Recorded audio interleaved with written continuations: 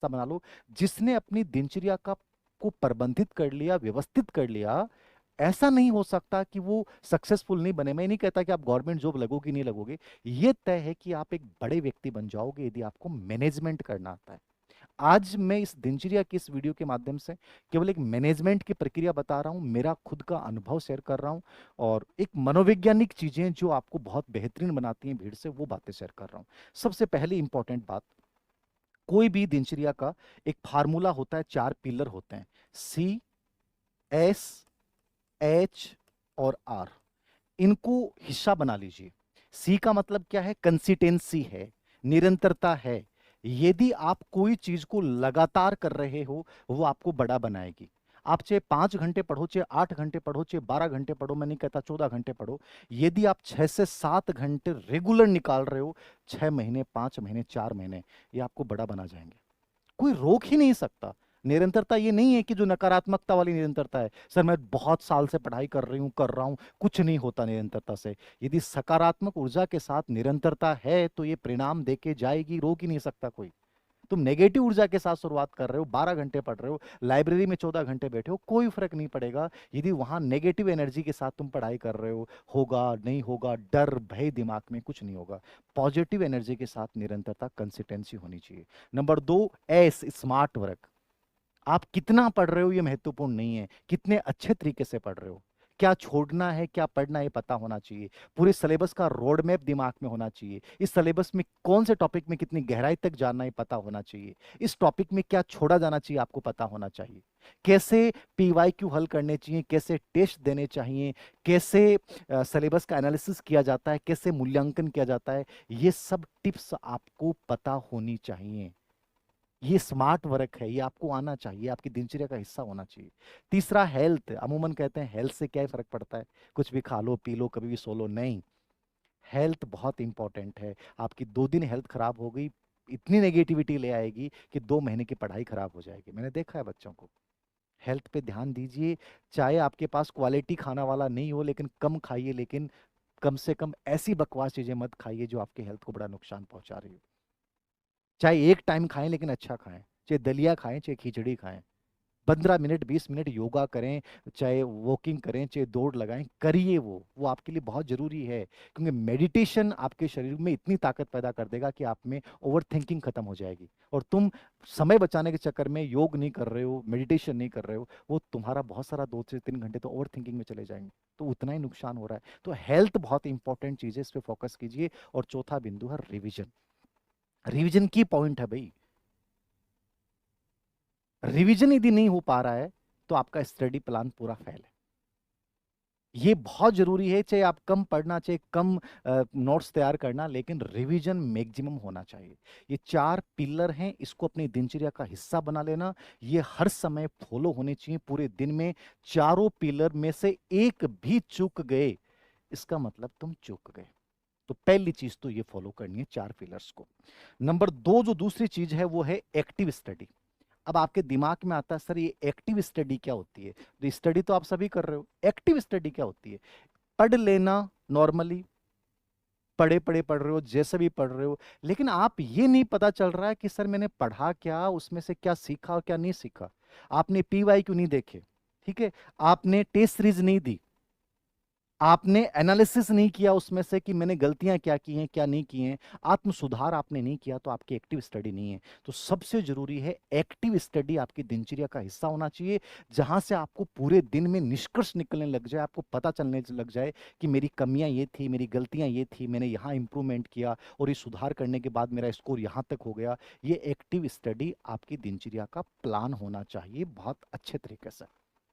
Number 2, इसके बाद active study के बाद दूसरी चीज, आपके प्लान जो हैं वो बड़े होने चाहिए। प्लान बड़े का मतलब क्या है?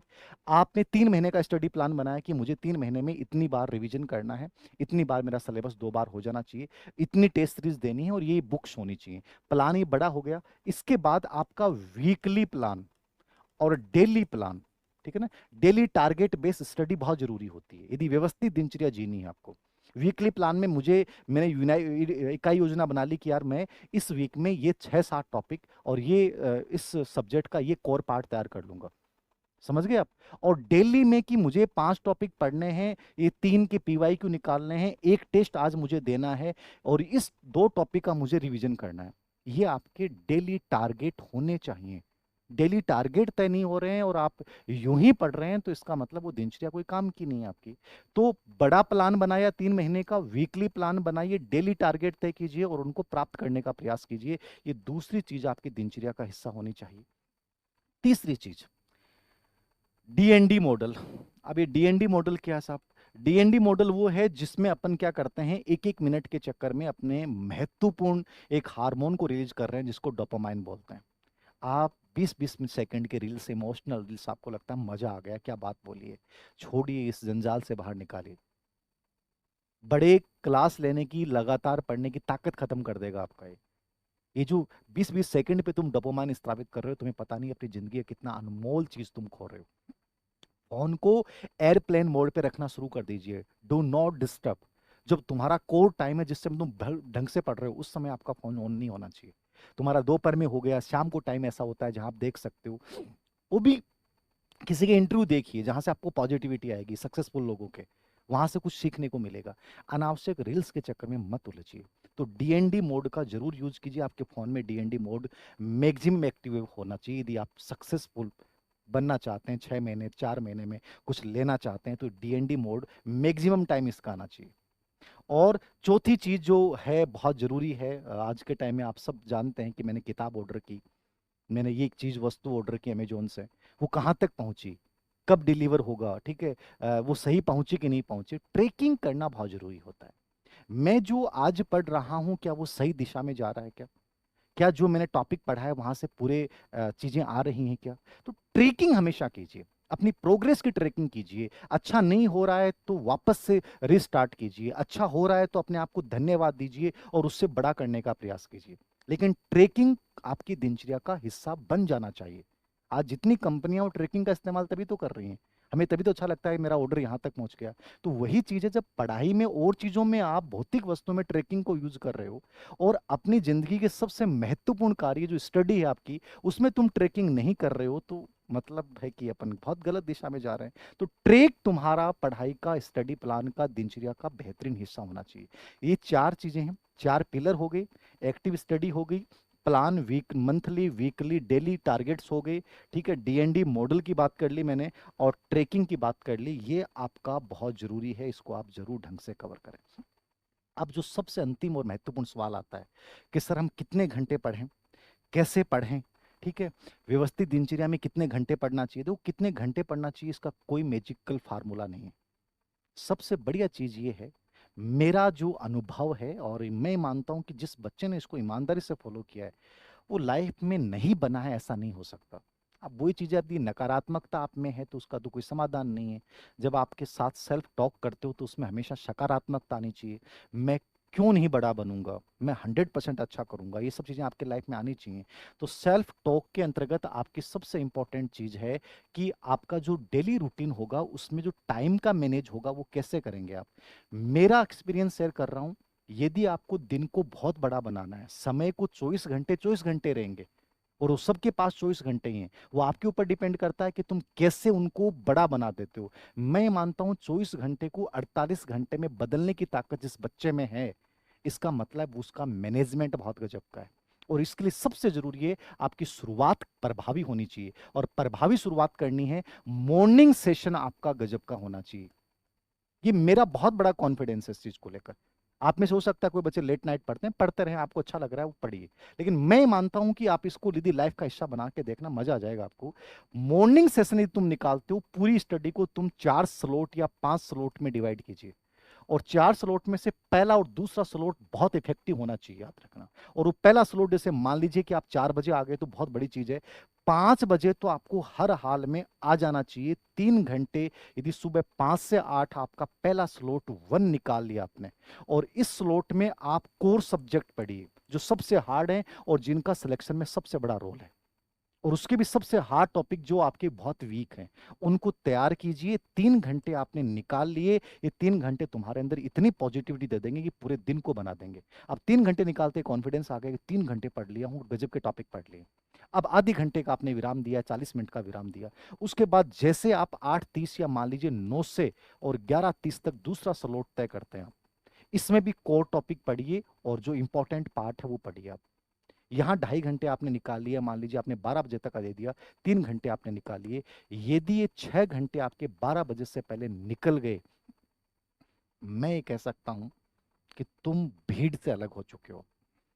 अब परिणाम तुम्हारे पास आकर्षित कर रहा है तुम्हें, यदि जिस बच्चे ने इसको फॉलो कर लिया। 6 घंटे 12 बजे से पहले निकाल लीजिए, 100% रिजल्ट तुम्हें आकर्षित करेगा। तुम रिजल्ट से चिपकोगे और एक दिन हंसोगे, ये मैं दावा करता हूं। ये मनोवैज्ञानिक तथ्य है। 6 घंटे निकाल लीजिए और इसमें सबसे इंपॉर्टेंट पार्ट पढ़ लीजिए। अब आपको दिन बड़ा लगेगा, पॉजिटिविटी आएगी, सकारात्मकता आएगी, कॉन्फिडेंस बढ़ चुका होगा। अब आप चाहे नॉर्मली भी पढ़ाई करोगे ना, नॉर्मली पढ़ाई होगी नहीं, बहुत अच्छी पढ़ाई होने लग जाएगी अब, क्योंकि वो 6 घंटे पॉजिटिव डोपामाइन स्रावित करेंगे, कॉन्फिडेंस बढ़ा देंगे। अब मान लीजिए आपने 1 बजे से दोबारा स्टार्ट किया, ठीक है, 12 बजे से किया है, 12:30 बजे से किया आपने, 12:30 से आपने दोबारा से स्टार्ट किया, 12:30 से, और आपने 2 बजे तक का ये टाइम निकाला। यहाँ पे आप चाहे कल के पढ़े हुए टॉपिक को आपने रिवीजन कर लिया या आपने शॉर्ट नोट्स बना लिए। टाइम ऐसा जहाँ बहुत इंपॉर्टेंट टॉपिक मत पढ़िए। ये 1.5 से 2 घंटे का टाइम है, इसमें आप नोट्स बना रहे हैं, क्विक रिवीजन कर रहे हैं, या कोई PYQ देख रहे हैं, जो भी देखिए आप, आपने ये निकाल लिया 1.5 2 घंटे।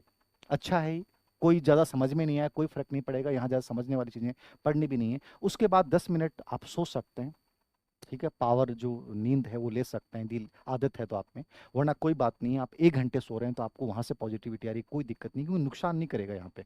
ये आपके ऊपर है, जैसे मैं कभी नहीं सोता था दिन में, ये मेरी हैबिट थी। आपको सोना अच्छा लगता है, वहां से पॉजिटिव एनर्जी आ रही है, तो कोई नुकसान नहीं, कोई दिक्कत नहीं है, सोइए आप, क्योंकि आपके पास पूरा दिन बच रहा है। उसके बाद जैसे आपने ये तीसरा स्लॉट कर लिया, उसके बाद आपने मान लीजिए 3 बजे से स्टार्ट किया, 3 से 6 का दोबारा रखिए आप। बीच में 10-15 मिनट का गैप जरूर दीजिए, हर 1.5 घंटे 2 घंटे बाद में। 3 से 6 का आपने फिर से इंपॉर्टेंट टॉपिक्स पढ़िए, चाहे वो फर्स्ट पेपर है, चाहे सेकंड पेपर है, जो भी आपको लगता है, जो भी इंपॉर्टेंट सब्जेक्ट है, उनको कवर कीजिए। 3 घंटे बढ़िया तरीके से कवर कीजिए। यहाँ 3 घंटे आपने ये चौथा स्लॉट निकाल लिया है। अब आपका दिन लगभग बन चुका है, आपके टारगेट्स लगभग पूरे हो चुके हैं। अब जो आप करेंगे 5वें स्लॉट में, 5 स्लॉट मतलब 6, 6:15 से लेके 6:15 से लेके और 7:30 तक या 8 बजे तक आप कोई भी चीज़ कर रहे हैं, यहाँ चाहे आप डिस्कशन करें, आप जो टेस्ट सीरीज आपने ज्वाइन कर रखी है उसके ऑनलाइन टेस्ट दें, PYQ दें, या आपको कोई लगता है कोई टॉपिक जो है मुझे मनन करना है, कोई साथी के साथ डिस्कशन करना है, करिए। या आप बाहर घूम भी रहे हैं, कोई फर्क नहीं पड़ेगा, वहाँ कोई इंपॉर्टेंट चर्चा कर लें, पॉजिटिविटी वाली कोई भी चीज़ कर लें। ऐसी चीज़ें आप इस समय कर सकते हो। ये वो टाइम है जो आपके पास अतिरिक्त है, उस टाइम को आपको यूज करना है किसी भी क्रिएटिव गतिविधि में, जहां से आपको बहुत पॉजिटिव फीडबैक मिलेगा। तो यहाँ डिस्कशन वगैरह ये चीजें हो सकती हैं। उसके बाद आपने खाना वाना खाया, ठीक है, और उसके बाद 8:15 से लेके और 10:15 या 10 बजे तक आपने एक लास्ट स्लॉट और किया। इसमें आप मूल्यांकन भी करेंगे, आप टारगेट्स की समीक्षा भी करेंगे। यहाँ पे 1 घंटे कोई भी एक सब्जेक्ट के चुन के उसका 1 घंटे उसका कोई एक लेसन भी तैयार करेंगे। और आप देख सकते हैं कि यहाँ कोई भी चीज़ आपको लगती है कोई कमियां हैं, या कल का जो मेरा टारगेट्स हैं वो यहाँ तय करेंगे। ये 8 से या 8:30 से 10 तक का जो आपका टाइम है वो इसके दौरान होगा। आप इसमें फ्लेक्सिबल हैं, ये कोई कठोर दिनचर्या फॉलो नहीं करना, आप इसमें अपने अकॉर्डिंग चेंज कर सकते हैं। मेरा कहने का मतलब है थोड़ा सा इस दिनचर्या को तुम जी गए ना, ये पूरा दिन आपको बड़ा बना देगा। कोर टॉपिक को इस समय लीजिए, प्रैक्टिस कीजिए, रूटीन रिवीजन हिस्सा होना चाहिए, चाहे 1.5 घंटे करें चाहे 2 घंटे करें, रिवीजन कीजिए। आधे घंटे 1 घंटे PYQ निकालिए, 20 मिनट आधे घंटे एक टेस्ट दीजिए अपने जो सब्जेक्ट का जो सबसे बड़ा रोल है उसका, और फिर अगले दिन वापस से जुड़ जाइए। और कोई फर्क नहीं पड़ता, वीक में एक दिन संडे या सैटरडे आप 3-4 घंटे कहीं भी मस्ती कर लेते हो, 3-4 घंटे चाहे कुछ भी कर लो, कोई फर्क नहीं पड़ेगा, बर्नआउट से बचाएगा। ऐसा नहीं है कि आप हर दिन कठोर दिनचर्या जी रहे हो, नहीं जी जा सकती। आप एक दिन आधा दिन कोई बात नहीं है मस्ती में बिता देंगे, कोई फर्क नहीं पड़ेगा। ये जरूरी नहीं है कि आप पूरे 7 दिन एक जैसा रूटीन जियोगे, परेशान हो जाओगे, बोझिल हो जाओगे। एक दिन ऐसे मस्ती में बिताइए आप, कोई फर्क नहीं। घूमने जाइए, कहीं भी जाइए, मंदिर जाइए, कहीं भी जाइए, मस्ती कर लो, कोई फर्क नहीं पड़ेगा। आधा दिन ऐसा रखिए आप वीक में, ये आपको बर्नआउट से बचाएगा। ये वो तरीके हैं जो आपको भीड़ से अलग बनाते हैं। अब देखो, रूटीन पे अपन हजारों वीडियो देख लें, ये रूटीन सब बच्चों के लिए, कोई भी किसी भी कंपटीशन, छोटा हो बड़ा हो, आप तैयारी कर रहे हो, मेरा कहने का मतलब है रूटीन जो एनर्जी दे देगा आपको, आपको स्ट्रोंग बना देगा, इसका मतलब वो रूटीन बहुत बेहतरीन है। जहां से सकारात्मकता बढ़ जाएगी, मतलब रूटीन बेहतरीन है। आत्मविश्वास बढ़ जाएगा, रूटीन बेहतरीन है। टारगेट्स कम समय में प्राप्त होने लग जाएंगे, रूटीन बेहतरीन है। और जहां नकारात्मकता आ रही है, सिलेबस कवर नहीं हो रहा है, पीवाईक्यू सही ढंग से कवर नहीं हो रहे हैं, आपको समझ में नहीं आ रहा कि अब तो प्रेशर आ रहा है कि मैं अब कर पाऊंगा सर, यही टॉपिक रह गया, इसका मतलब तुम्हारा रूटीन ही खराब था, तुम्हारा मैनेजमेंट ही खराब था, और उसकी वजह से तुम हार जाते हो। फिर हम कहते हैं कि सर मैंने बहुत मेहनत की। मेहनत से ज़्यादा इंपॉर्टेंट है मैनेजमेंट, और प्रबंधन दिनचर्या का सबसे इंपॉर्टेंट कारक है। मैं मानता हूं कि जो इस रूटीन को जिएगा वो 100% आगे बढ़ जाएगा। और एक मनन की आदत बना लो, मेडिटेशन की आदत बना लो, चाहे कम बात कर लेना, कम रील्स देख लेना, लेकिन 20 मिनट मेडिटेशन और टॉपिक पढ़ने के बाद 5 या 10 मिनट उसका मनन करना, मन ही मन, ये आपका हिस्सा बन जाना चाहिए। धन्यवाद।